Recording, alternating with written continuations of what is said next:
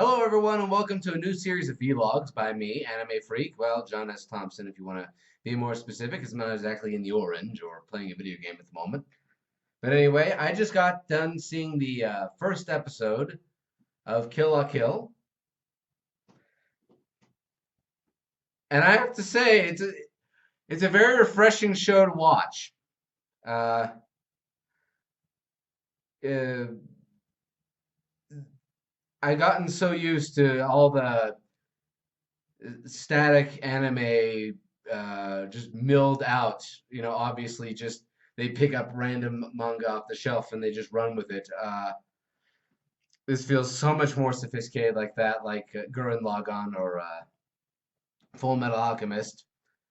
Sorry if it seems like I'm a little out of it. It's really late. Anyway, first episode. The way I can describe the series is like Gurren Lagann somehow fused heavily with Project Echo, and someone decided to just throw splashes of Borderlands all over the place, and then decided, you know what this needs? This needs a Metropolis meets Cowboy Bebop background. Yeah, and it really comes off like that for me. So what it's about is about this insane high school and this dystopian, completely destroyed version of Japan, because Japan always gets destroyed somehow. Uh, and there are these uniforms called Goku uniforms that grant you superhuman power. Like symbiotes, only not possessively evil. Well, one of them is. One of them seems to be pretty possessively evil. Uh, I'm getting ahead of myself. Anyway, it starts off with a classroom, and there's a suspected terrorist in the class, and I, the student security guy. I can't remember names. This is gonna be like a Walker vlog. I remember everything from the show except the freaking names. Uh, anyway, he drops a bomb and he runs out, and he gets flung all over the place by the I'm guessing bad guy. I'm pretty sure he's the bad guy. Uh, Goes flying. It's got this hyper movement and hyper movement, which you don't see very often in anime anymore because of the budget. This has got a great budget apparently because the animation is spectacular to say the least. Uh,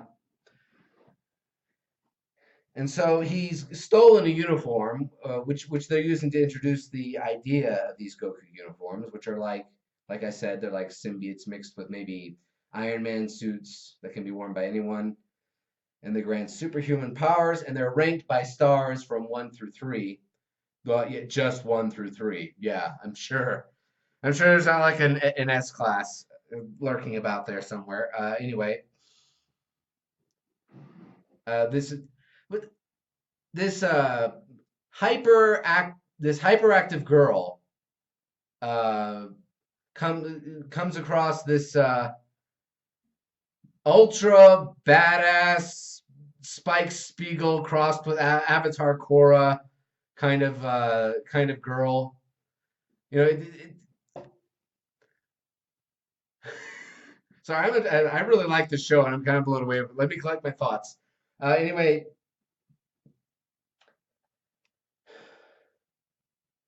she's just arrived in town and she's looking for the. She walks into the school looking for the other half of the owner of a scissor. Like she has a weapon that's like a keyblade or a gun blade, but it's a scissor blade. Uh, and she's looking for the other half of it. And the student body council, ultra badass, super hot chick who's probably too full of herself for anyone's good, uh, kind of anime staple, just stands there going the whole time, being ominous and shit. But and according to her reaction, she is aware of what the Keyblade is. The scissor blade Oh, I'm making everyone who loves the show just pissed off. I've never seen it before, obviously. Uh, but anyway, so you have her name, the new girl with black hair and a little red flit is her name's Ryuko, not Ryoko. With a lifetime of watching Chichimuyu, you can't blame me for trying to make that mistake. Um, so you have you have the student body council lady, you have the hyperactive girl who is like Pinkie Pie exploded with cocaine. You know, it's just like someone took Pinkie Pie from My Little Pony and just injected her with all the cocaine, all of it in the world, and and she runs around. Uh, I really like her. She somehow reminds me of Seiko from Project. In fact, this whole thing reminds me of Project Echo, the first one. Uh, the even red thing in their hair. Like you got Ryoku, who really reminds me of Eiko thus far, and then you got Biko all standing there in charge of the school and all kinds of things, proper and prim. I am the badass, and so forth. I can't. Please forgive me if I can't remember the names. I have trouble with my own family. What makes you think I'm gonna have an easier time with an anime? To this day, I can't remember all the names of the characters from Evangelion. But I'm just digging a hole. And all the otaku are going out there with sharpening their gun blades, going, "Yeah, just keep on talking, freak. Just keep on talking." Anyway, she tries and fights the super student body class, the super body student class girl, uh, to try and find out what the secret of this scissor blade is, and she ends up going up against what I can only describe as Little Mac's worst nightmare. This boxing guy with these giant ass gloves with the Chowder Cartoon Network effect, where the background moves around it on the inside. Uh, and needless to say, she gets her ass kicked because she's going up against someone in a super suit. Fair enough. And she doesn't have a uniform, but she goes back to the scene of her.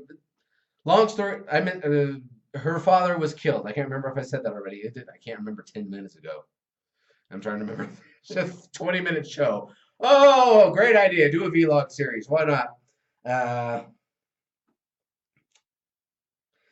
the person who left this scissor blade behind apparently it got broken in half during a fight. Her father was killed, and she gets dropped down this pit by a mysterious glasses man, and where she encounters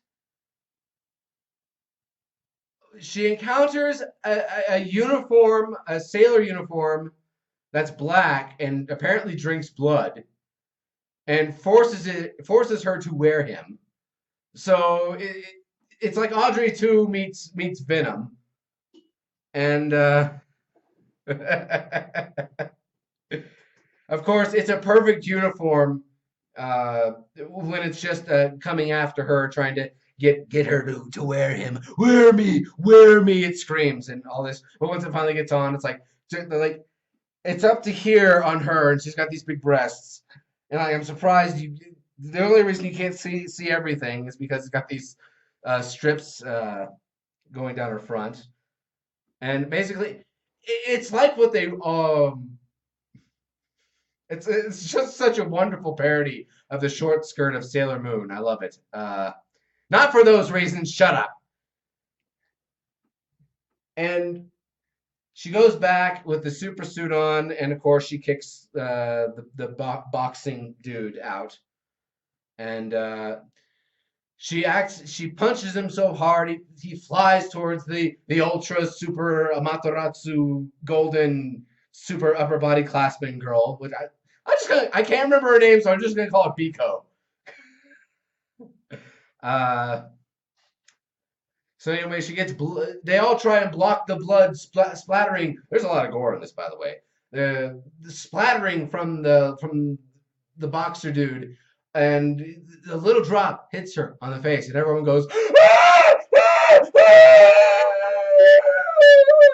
the gates of hell have been opened, and like holy fuck, she's gonna go down now, and it probably will. Probably in the second episode it will. Uh, my initial thoughts on this. Someone's been playing a lot of Borderlands. I'm just saying. Oh, it's got it's it's got such wonderful animation. The kind of animation I haven't seen since Gurren Lagann or Fullmetal Alchemist or dare I say Evangelion on that one. Uh, it just has such life and movement, like Fooly Cooly. Because you watch so many anime these days, and like Cat Planet Cuties or here's my name problem again. Uh, but I think you all know what I mean. Just in general, anime doesn't seem to move anywhere near as much as it like the really good animes do. And I know that's because of budget, but still, it's so nice to see. It feels like you're watching an anime movie instead. And speaking of movies, this whole show has this very Kill Bill atmosphere with the text and letters appearing on the screen and big, bold, over the top writing that in Japanese where I can't read, or of course I can't read it, but naming the attacks and all that stuff. They just go overboard. The whole screen fills with text, and you is there a card game for this? Like the Yu Yu Hakusho card game. Does anyone remember that? Where you had the cards, the technique cards, and they would always have the elaborate names and the big picture of the guy using the technique from the show, and there's always a still from the show. Uh, well, anyway, ultimately, I'm really liking this. It's leaving a really good impression on me. Just the first episode, there are 20, 25, 25. Well, 24, but the 25th one's a special, if I remember right. Uh, I'm really looking forward to this. And if you want to hear my thoughts on it again, let me know about it in the comments down below. And this vlog series will continue. Me just rambling around for God knows how long for each one. I'll edit it down. I'll try and keep them a uniform length if I possibly can. You know what I need? I need a Rob. I need a Rob to sit next to me and for me to make fun of. But my real brother in real life doesn't really like me as much as he doesn't like me enough to sit down and watch an anime with me and do, let alone do a vlog on it. Hey, hang on.